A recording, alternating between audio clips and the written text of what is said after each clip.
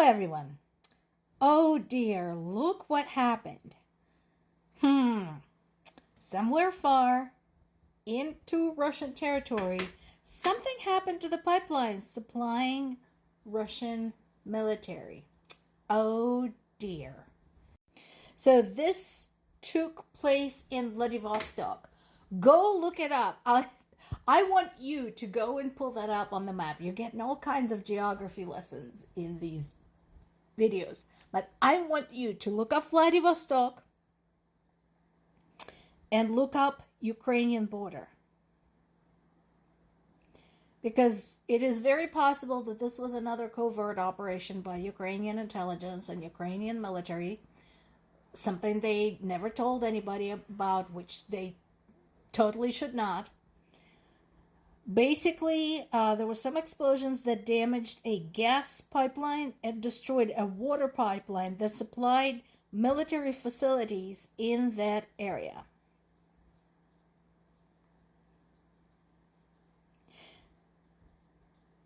This is along the Sea of Japan coast, and the military installations in that area are a continued source of concern for Japan, because Japan has some territorial disputes with Russia and generally does not have a good relationship with them. And Russia has been towing the line in that area as well. It's just that it's kind of on the other end of the world. Nobody's paying attention. So I am sure people in Japan were like, look at that. Thanks, Ukraine. One of the military facilities that was supplied by these pipelines was the 155th Marine Brigade of the Pacific Fleet of the Russian Armed Forces. And that, again, is one of the groups that is notorious for making the Japanese nervous, because they're right there. If you want to read up about territorial disputes between Russia and Japan, go and look up the Smoking Islands or Kurilskie Ostrova. And that talks a lot on the subject and what is happening in that area. One of the things that happened, one of the concerns raised when Russia invaded Ukraine, actually even before that, when Russia annexed Crimea, was concerned by Japan, basically saying, hey, if they are allowed to get away with this, what about us? What if they go in and start hacking off some of our islands? So some Ukrainian drones were shot down in the Moscow area. And we talked about this.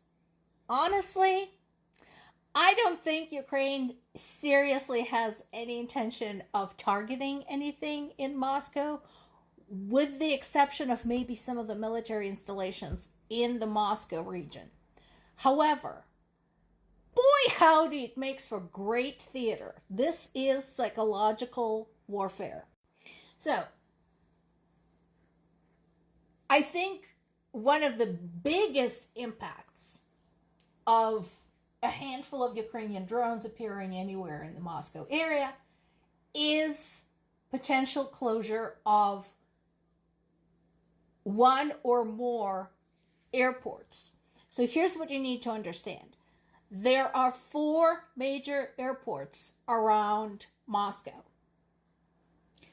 And each of them kind of has its own purpose.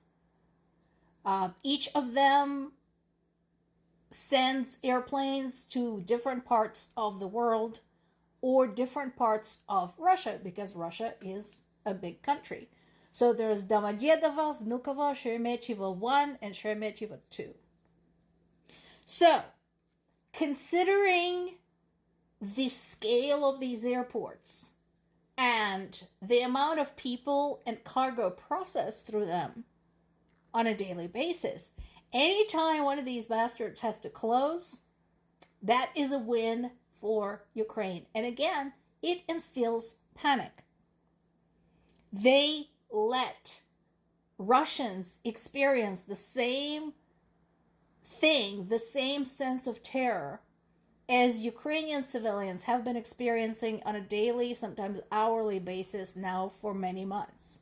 It's that sound of an approaching drone. And you don't know where it's going, where it's aimed, what it's carrying, and if it's going to land on your head. There was another Ukrainian operation that succeeded in the Voronezh region. On Saturday, they hit a glide bomb storage and a trainer aircraft. We talked about glide bombs, horrible things, those.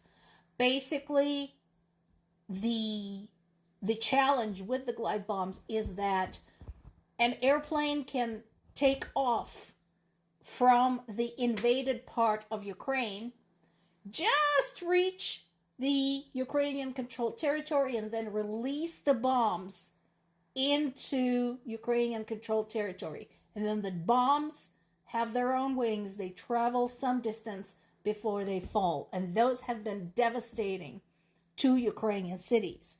Particularly and notably, glide bombs were used in those double tap attacks where they drop a bomb, the rescue workers come rushing in, and then they drop another one to exacerbate the damage. So, destroying a bunch of them successfully, good thing, any day. The situation with aid to Ukraine continues to be very weird and very uncertain.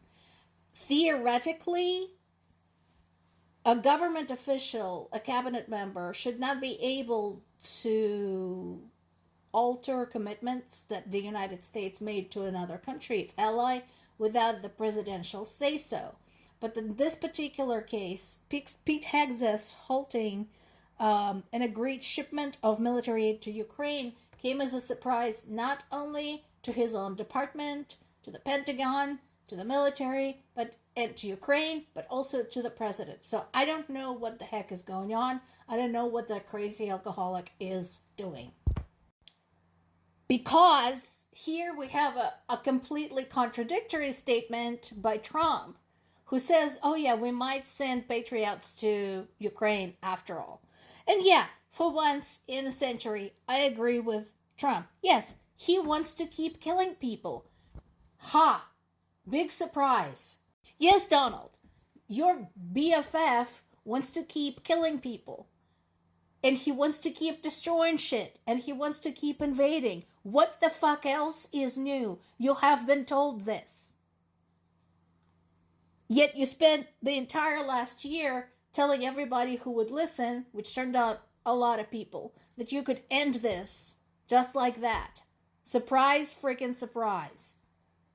This is serious. So there's actually two directions that Ukrainian military is watching very closely right now. One is this one, the northeast, the Kharkiv offensive. And we talked about the importance of Kharkiv. Kharkiv is the second biggest city in Ukraine and cannot be underestimated, strategically speaking. There's a statement by Ukraine's current army leader, Syrsky, talking about this and talking about his concerns about the accumulation of the troops in the Kharkiv area. The one that is not getting enough coverage is the continued push in a different direction, southern direction, southeast, thereabouts, towards Zaporizhzhya. I just spoke to my parents. My parents are alive and unharmed other than psychologically. But what they're saying is that there have been multiple skirmishes along the front line in the Zaporizhzhya region. And again, from the strategic and industrial standpoint, Zaporizhzhya is a huge target. So I hope they're watching both those directions, which of course makes things complicated logistically. More to come.